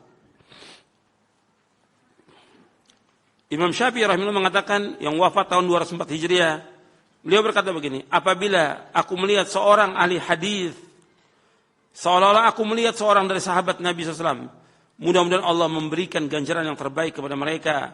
Mereka telah menjaga pokok-pokok agama untuk kita dan wajib kita berterima kasih atas usaha mereka. Arti ahli hadis maksudnya ahlu sunnah. Ahli hadis yang dimaksud oleh Imam Syafi'i adalah ahlu sunnah. Karena di antara nama-nama ahlu sunnah yaitu ahlu hadis. Antum lihat nanti di halaman 38. Di antara nama-nama ahlu sunnah wal jamaah yaitu ahlul hadis, ahlul athar, ahlul ittiba, at-taifah al-mansura, al-firqatun najiyah, ghuraba.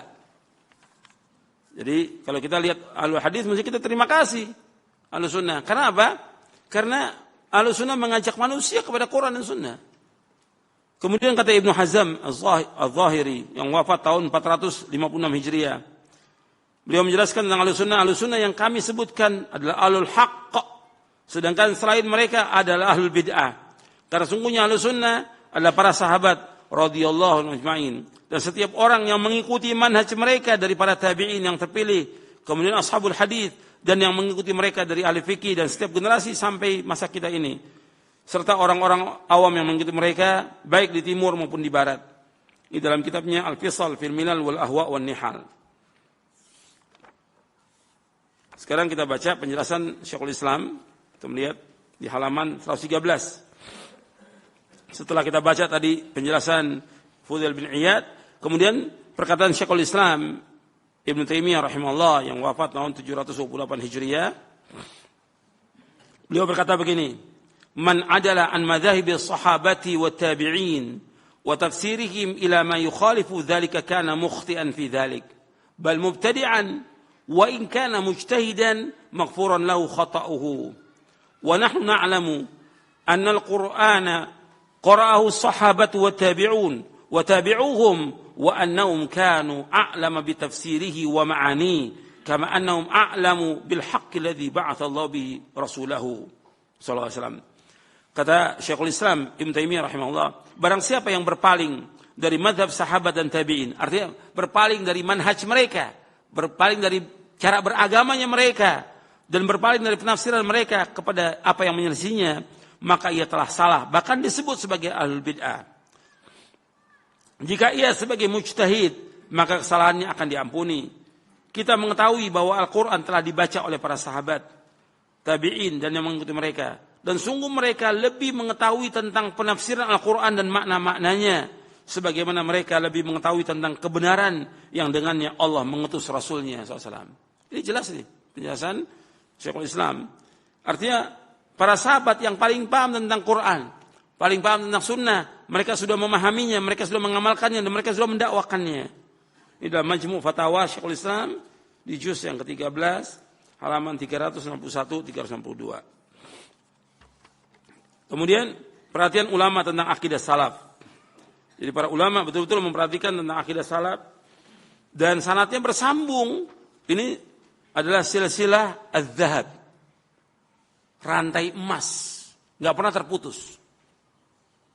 Termaktub dalam kitab-kitab tafsir, kitab-kitab hadis dan semuanya. Makanya mengetahui akidah dan manhaj salaf ini, kita bisa melihat apa? Penyebutan lafaz tentang akidah manhaj salaf diriwayatkan oleh para imam al-hadis dengan sanad yang sahih. Yang kedua, yang meriwayatkan akidah dan manhaj salaf adalah seluruh ulama kaum muslimin dari berbagai macam disiplin ilmu. Usul, ahlul fiqh, ahlul hadith, ahlul tafsir dan lainnya. Lengkap semuanya meriwayatkan tentang masalah ini. Sehingga akidah dan masalah ini diriwayatkan oleh para ulama dari berbagai disiplin ilmu secara mutawatir. Maka dikatakan silsilatul dzahab, rantai emas, enggak terputus. Dari mulai sahabat sampai sekarang enggak terputus. Penulisan dan pembukaan masalah akidah dan salaf seiring bersamaan dengan penulisan dan pembukaan sunnah Rasulullah SAW. Dan pentingnya akidah salaf di antara akidah yang lain, karena dengan akidah salaf seorang muslim akan mengagungkan Quran dan sunnah. Dengan akidah salaf, dia akan membaca Quran, sunnah dan mengagungkan Quran sunnah. Adapun akidah yang lain, masdarnya sumbernya hawa nafsu, maka mereka akan mempermainkan dalil. Sedang dalil dan tafsirnya mengikuti hawa nafsu. Yang kedua, pentingnya akidah salaf, bahwa dengan akidah salaf akan mengikat seorang muslim dengan generasi pertama, yaitu para sahabat radhiyallahu anhum, yang mereka itu adalah sebaik-baik manusia dan sebaik-baik umat. Yang ketiga, bahwa dengan akidah salaf kaum muslimin dan dai-dainya akan bersatu sehingga dapat mencapai kemuliaan serta menjadi sebaik-baik umat. Hal ini karena akidah salaf berdasarkan Al-Quran Sunnah menurut pemahaman para sahabat. Adapun akidah selain akidah salaf, maka dengannya tidak akan tercapai persatuan, bahkan yang akan terjadilah perpecahan dan kehancuran. Imam Malik rahimahullah berkata, "Lan yusliha akhirah hadhil ummah illa ma aslaha awwalaha." Generasi dari umat ini tidak akan dapat diperbaiki melainkan dengan apa yang telah membuat baik generasi pertama sahabat. Anda perhatikan ini. Di sini kata Imam Malik, "Lan yusliha akhirah hadhil ummah illa ma aslaha awwalaha." Generasi akhir dari umat ini tidak akan dapat diperbaiki melainkan dengan apa yang telah membuat baik generasi para sahabat. Apa maksudnya? Siapa yang bisa jawab? Umat ini, generasi yang akhir nggak akan baik kecuali yang membuat baik generasi yang pertama. Apa? Siapa yang bisa jawab, angkat tangan? 6. Iya. Yang lain. Generasi akhir umat ini nggak akan baik kecuali yang membuat baik generasi yang pertama. Saya bisa jawab. Angkat tangan. 6. Al-Quran dan hadis yang membuat generasi sahabat ini menjadi orang yang baik, Quran dan sunnah. Nabi membina mereka dengan Quran dan sunnah. Jadi nggak akan baik generasi akhir umat ini kecuali apa yang membuat baik generasi pertama. Artinya umat Islam ini nggak akan baik mereka kecuali kalau mereka diajak kembali kepada apa? Quran dan sunnah menurut para sahabat. Jelas ya? Jadi itu harus paham, nggak akan baik generasi umat ini kecuali kalau mereka mengikuti Quran dan sunnah. Itu dijelaskan oleh para ulama. Kalau mereka jauh dari Quran Sunnah, nggak akan baik generasi ini.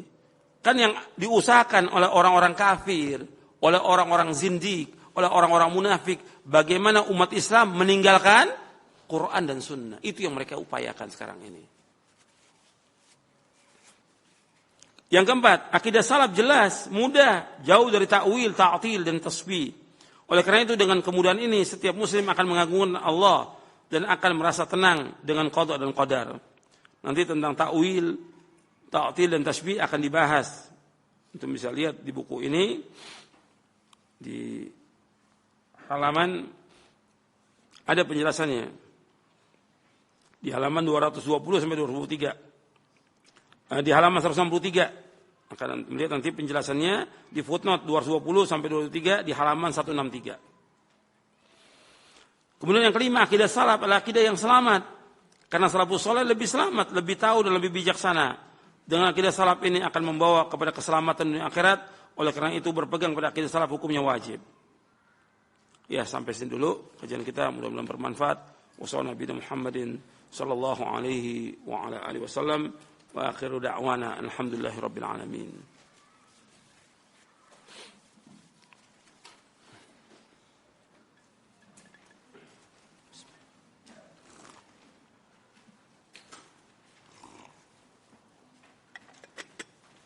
Pertanyaannya usahakan yang berkaitan dengan materi.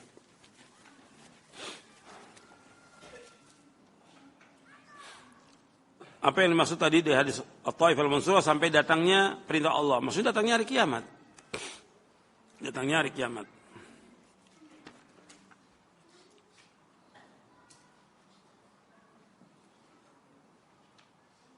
Apa maksud hadis itu tidak membahayakan orang-orang yang menyalahi sunnah Padahal kalau kita lihat kita dizalimi.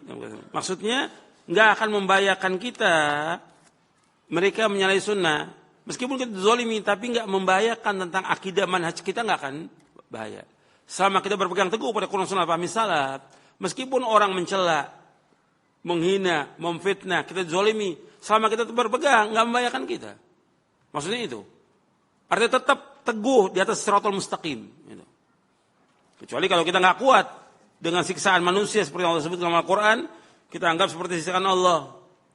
Ya bisa sesat orang. Kan banyak orang-orang yang nggak tahan dengan cobaan ujian itu sehingga apa? Cobaan ujian ini sebentar, nggak lama. Paling setahun, 2 tahun, 5 tahun, 10 tahun, sebentar nggak lama. Seperti Imam Ahmad dicoba, Rasul juga dicoba waktu di Mekah selama 13 tahun. Kemudian hijrah, saat itu sudah kesenangan yang dapati. Cobaan pasti ada dalam dakwah. Sebagaimana juga para anbiya wa rasul. Ada yang coba sampai 10 tahun, ada yang sampai 20 tahun dalam dakwahnya. Tapi sesudahnya, insya Allah akan berikan kemenangan. Pasti. Nggak mungkin agama ini akan terus dilecehkan. Nggak mungkin. Kita wajib meyakini bahwa Allah pasti akan menolong agamanya, pasti. Karena Allah berjanji dalam Al-Quran. In tansurullah yansurkum wa yuthabbit aqdamakum. Jika kalian menolong agama Allah, Allah pasti akan tolong kalian. Pasti. Cuma perlu waktu. Dan Allah juga berfirman, wa kana haqqan 'alaina nasrul mu'minin. Dan wajib atas kami, kata Allah, menolong kaum mukminin. Allah juga berfirman, inna lanansuru rusulana walladzina amanu fil hayati dunya wa yauma yaqumul ashhad. Sungguhnya kami akan menolong orang beriman dalam kehidupan dunia dan nanti di akhirat. Pasti akan ditolong. Dan Allah berjanji demikian. Meskipun orang berusaha bagaimana memadamkan cahaya Allah, Allah pasti menyempurnakan cahaya agamanya ini. Nas Al-Quran mengatakan demikian. Yuriduna yutfi'u nurallahi biafwahihim wallahu mutimmu nurihi walau karihal kafirun.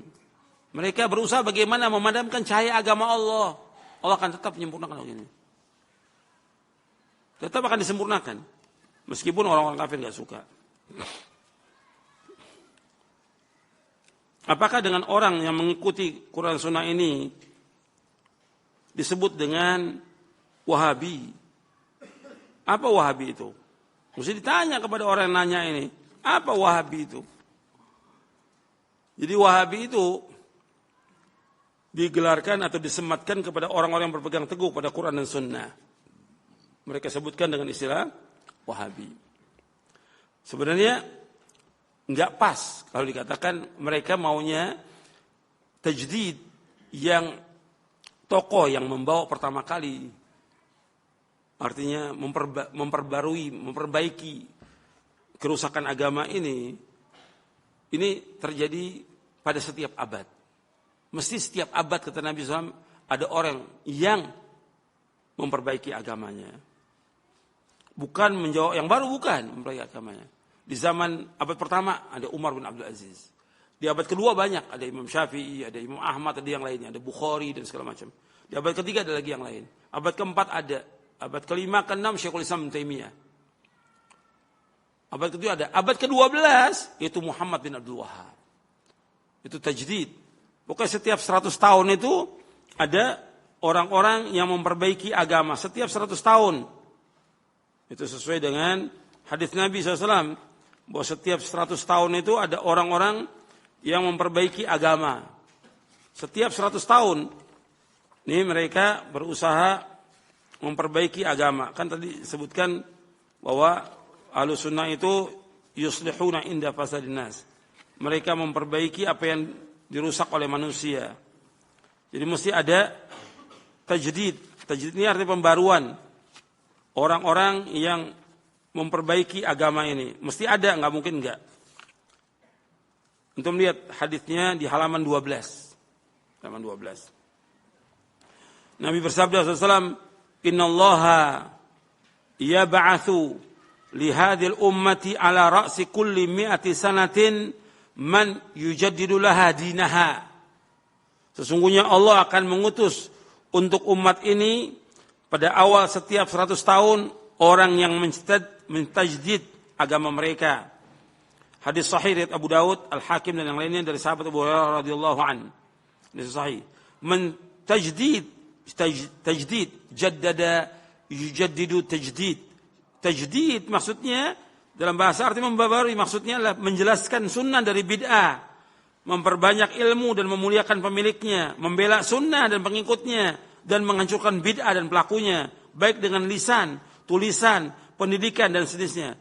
Dan ini terjadi ketika sudah berkurang orang yang mengamalkan Quran Sunnah serta banyaknya kesyirikan, kebodohan dan bid'ah. Ini dalam syarah Sunan Abi Daud, yaitu Aunul Ma'bud, syarah Sunan Abi Daud. Dan juga dijelaskan oleh Syekhul Islam dalam Majmu' Fatawa Syekhul Islam di juz yang ke-18. Itu maknanya tadi.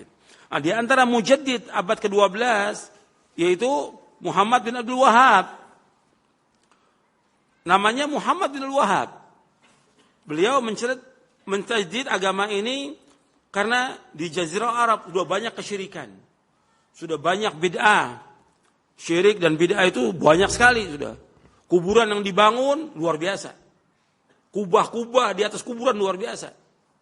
Orang datang ke dukun, tukang sihir tambah banyak, bid'ah tambah banyak.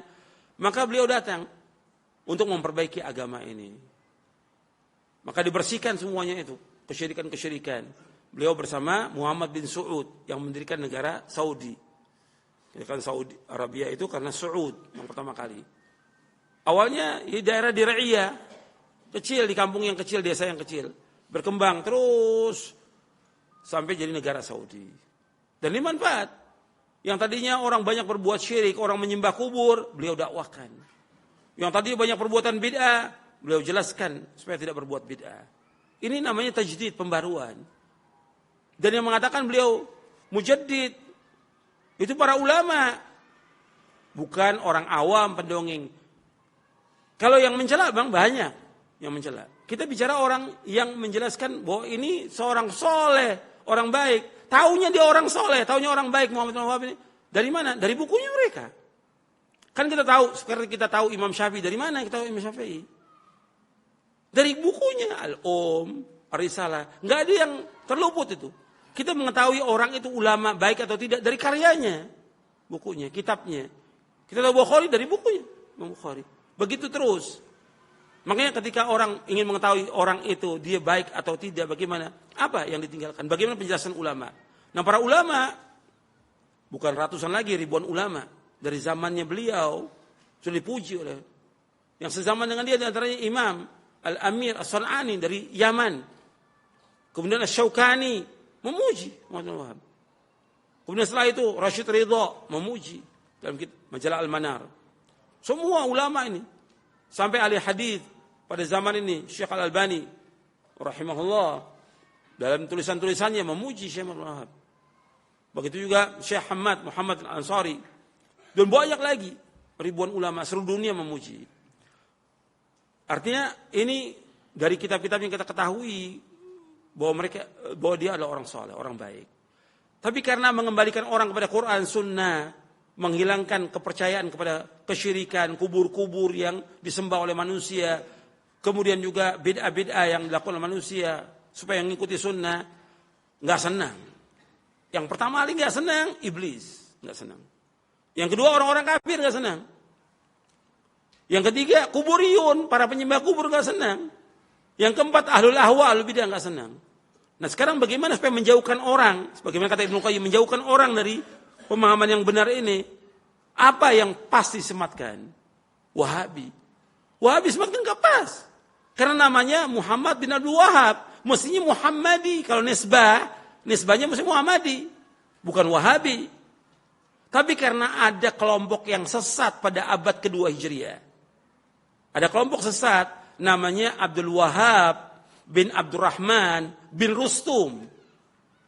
Abad kedua Hijriah. Ini kelompok Khawarij yang mengkafirkan penguasa, mengkafirkan kaum muslimin. Dan dia punya daulah. Di mana tempatnya dia? Di Maroko dan Aljazair. Ini Abdul Wahhab bin Abdurrahman bin Rustum. Para ulama sudah mentahdir orang ini. Dengan apa? Istilah Wahabi. Abad kedua. Syekh Muhammad bin Abdul Wahhab abad keberapa? Abad 12. Beda 10 abad. Nah ini pasti disematkan ini. Untuk menjauhkan manusia. Disebutkan Wahabi. Muslim Muhammadi. Nggak pas dengan katakan Wahabi. Jadi Wahabi itu pas untuk yang tadi, betul. yaitu Abdul Wahhab bin Abdurrahman bin Rustum Ibadi. Ibadi itu satu firqah sekte dari Khawarij, Ibadiyah. Abad kedua, disesatkan oleh para ulama. Nah sekarang dipakailah untuk menjauhkan manusia dari agama yang hak ini, diistilahkan dengan Wahabi. Kalau mau, ini sudah disematkan. Dari mulai Syekh Muhammad bin Abdul Wahab mendakwakan dakwah tauhid, dakwah sunnah, ini sudah disematkan oleh apa? Oleh para penjajah. Penjajah Inggris, Perancis dan yang lainnya menyematkan ini. Ini hati-hati Wahabi. Ditulis buku-buku. Di antara menolak dakwah ini ya saudaranya Syekh Sulaiman bin Abdul Wahab. Ini musuh benar dengan, dan wajar dalam dakwah itu ada yang memusuhi dari keluarga, wajar. Nabi Muhammad SAW dimusuhi oleh siapa? Pamannya siapa? Yang pertama yang Allah abadikan dalam Al-Quran, masuk neraka siapa? Abu Lahab. Terus Nabi dakwah, terus Abu Lahab mengiringi dengan istrinya. Jangan ikuti dakwah ini. Nah sekarang kalau Syekh Muhammad ada saudaranya Sulaiman itu memusuhi sampai menulis buku tentang sesatnya. Enggak ada masalah dalam dakwah. Enggak bisa dijadikan panutan. Orang sesat orang ini. Sulaiman ini menyimpang dari pemahaman yang hak ini. Enggak bisa dijadikan dalil. Atau ulama-ulama yang lain yang sesat juga, tokoh-tokoh al-bidah yang mengatakan Syekh Muhammad ini bukan mujaddid, sesat. Ya enggak usah diambil. Orang sesat kok. Yang kita ambil bagaimana beliau ini menjelaskan tentang akidah yang benar. Mengikuti Quran Sunnah pahami salaf. Dilihat dari bukunya. Ushulus Thalatha, Kitabut Tauhid, Kashfus Syubuhat, dan yang lainnya. Dari kitab beliau semuanya benar. Sesuai dengan Quran Sunnah. Jadi memang dari orang-orang yang benci kepada Quran Sunnah itu menuduh dengan apa? Wahabi. Seperti sekarang kita mengajak orang pada Quran Sunnah ala fahmi salaf, itu dikatakan oleh mereka Wahabi. Dikatakan sesat. Ini kan tuduhan, nggak ada bukti, nggak ada hujah. Yang kita bawa dalil dari Quran Sunnah. Karena mereka nggak punya hujah. Kalau kita lihat, kita berusaha mengembalikan orang kepada kebenaran. Sampai Soekarno aja di dalam bukunya di bawah bendera revolusi mengatakan bahwa yang dikatakan Wahabisme itu adalah punya jasa yang besar dalam mengembalikan manusia kepada keaslian dan kemurnian Quran dan Sunnah. Menjauhkan semua kesyirikan, menjauhkan semua beda dan menjauhkan semua takhayul. Itu dalam kitabnya, dalam bukunya beliau, yaitu di bawah bendera Rasul. Beliau menyatakan bahwa Wahabi punya jasa yang besar terhadap agama ini, mengembalikan manusia kepada kemurnian agama ini, Quran dan Sunnah. Nah, kemudian kita dituduh dengan apa? Dengan Wahabi. Ya, ini nggak benar yang nuduhnya. Gitu. Tuduhan ini apa? Untuk menjauhkan manusia dari Quran dan Sunnah.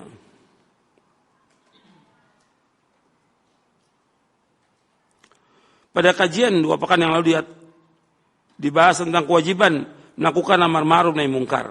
Apakah untuk semua muslim? Iya, kalau nahi mungkar semuanya. Amar nahi mungkar. Kan kita bisa melakukan amar nahi mungkar dalam rumah tangga kita. Istri yang salah kita tegur, anak yang berbuat maksiat kita tegur.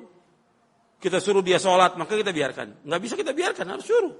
Suruh yang ma'ruf, suruh dia ngaji, suruh baca Quran. Ini kan ma'ruf.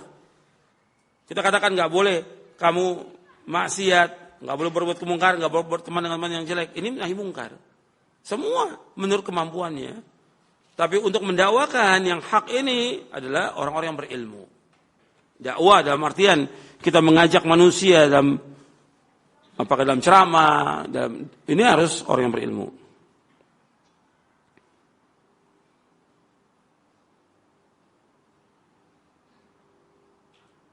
Bagaimana kita mendakwakan orang tua? Orang tua sudah kita dakwakan tapi masih ini. Ya kita tetap dakwah dan doakan dia dengan doa yang baik. Mudah-mudahan dia dapat hidayah dari Allah Taala. Artinya terus dakwah itu nggak boleh pernah berhenti mengajak mereka kepada kebenaran. Ini pertanyaan terakhir ini. beberapa waktu yang lalu ada pembakaran bendera tulisan kalimat tauhid. Bagaimana sikap kita? Ya, ini perbuatan mungkar. Bagaimana ada tulisan kalimat la ilaha illallah Muhammadur Rasulullah itu dibakar. Mungkin sikap seorang muslim, dia mengingkari perbuatan itu. Ini kesalahan. Dan ini sudah terjadi. Kesalahan. Sekarang yang bertanggung jawab di sini, yang pertama para ulama mengingatkan perbuatan itu mungkar. Sebab nanti kalau dibiarkan, dianggap benar, awalnya bendera Allah. Nanti apa? Ini mushaf nanti dibakar. Kan orang dalam berbuat kesalahan, maksiat, sedikit demi sedikit kan. Kan setan menggoda manusia khutuwati syaitan. Awal itu nanti mungkin ada tulisan Quran dibakar nanti ya, terus bukan mustahil. Gitu. Ini perbuatan yang salah, nggak bisa dibela oleh siapapun karena itu kesengajaan perbuatan itu. Kita nggak lihat bahwa itu bendera HTI atau yang bukan. Kayak bendera Allah Muhammad Rasulullah nggak boleh dibakar, nggak boleh. Ini kemungkaran. Wajib diingat, itu sudah terjadi. Yang wajib menjelaskan para ulama. Dan para ulama menjelaskan, MUI juga menjelaskan bahwa perbuatan itu perbuatan yang tidak benar. Perbuatan mungkar, nggak punya akhlak, nggak punya moral, kata MUI itu. MUI mengatakan bahwa ini nggak punya moral, nggak punya akhlak sama sekali. Bendera dibakar. Dan apa manfaatnya? Justru apa? Membuat marah umat Islam. Seberat darah aja iman dalam hati umat Islam nggak setuju dengan perbuatan ini. Ini mungkar, harus dicegah. Nah sekarang mereka harus berusaha untuk minta maaf. Dan juga dari aparat negara harus mengambil tindakan. Kalau enggak akan terus nih. Kan udah kita lihat tuh bagaimana kemarahan umat Islam sampai mereka juga demo dan segala macam. Meskipun dalam ajaran Islam enggak ada demo, tapi mereka menuntut kok dibiarkan kemungkaran yang seperti ini. Maka aparat harus mengambil tindakan. Itu yang pertama. Yang kedua, harus juga dipahamkan kepada umat Islam ini. Tidak boleh sampai kita ini ribut. Kan tercabik-cabik nanti persatuan umat Islam. Kita sekarang, kita nggak tahu di belakang ini ada mengadu domba. Bagaimana supaya hancur umat Islam. Yang senang orang-orang kafir. Makanya jangan sampai kita tersulut untuk diadu domba dalam masalah seperti ini. Tapi ini mungkar perbuatan ini. Harus aparat dan majelis ulama mengambil tindakan. Yang ketiga, para dai dari dai Ahlus Sunnah dan juga para ulamanya harus mengajarkan kepada umat yang benar tentang kalimat tauhid ini. Ini pengertian la ilaha illallah Muhammadur Rasulullah bagus. Jika sebagai bendera bagus, artinya mereka sudah terjadi seperti itu. Tapi harus berikan paham, bukan hanya lambang-lambang, tapi bagaimana mereka paham tentang kalimat tauhid ini. Karena kalimat tauhid ini kalimat pembeda. Orang ketika mengucapkan kalimat asyhadu alla ilaha illallah wa asyhadu anna Muhammadan masuk Islam dia. Membeda antara muslim dengan kafir. Bahkan kata Ibnu Qayyim dalam muqaddimah kitabnya Zadul Ma'ad fi Hadi Khairil Ibad, beliau menjelaskan bahwa kalimat tauhid, kalimat Allah ini kalimat yang dengannya Allah menciptakan langit dan bumi. Dengan kalimat ini Allah tegakkan jihad. Dengan kalimat ini terbeda antara muslimin dengan kafirin. Dengan kalimat terjadinya kiamat. Dengan kalimat ini terbeda antara orang-orang yang baik, orang-orang yang buruk. Antara ahli sorga dengan ahli neraka. Dengan kalimat ini tegaknya timbangan di hari kiamat. Dengan kalimat ini. Maka harus pahamkan kepada umat Islam. Kalimat ini bukan hanya ucapan. Bukan hanya tulisan lambang. Tapi bagaimana mereka memahami tentang kalimat tauhid. La ilaha illallah Muhammadur Rasulullah. Mereka harus pelajari kalimat ini. La ilaha illallah artinya la ma'budu bihaqqin Allah. Enggak ada yang disembah melainkan hanya Allah. Enggak ada yang disembah dengan melainkan Allah. Dia punya dua rukun, nafi dan itsbat. Menafikan semua yang disembah selain Allah dan dia harus mengingkari semua yang disembah selain Allah dan diwajibkan menetapkan ibadah kepada Allah. Kemudian makna syahadat Muhammad Rasulullah, itu ringkasnya. Makna syahadat Muhammad Rasulullah artinya kita mengakui beliau diutus oleh Allah. Kita wajib mengimani beliau. Beliau diutus untuk seluruh manusia sebagai rahmat lil alamin. Kita wajib mentaati beliau. Kita wajib menjauhkan apa yang beliau larang. Kita wajib membenarkan apa yang beliau sampaikan.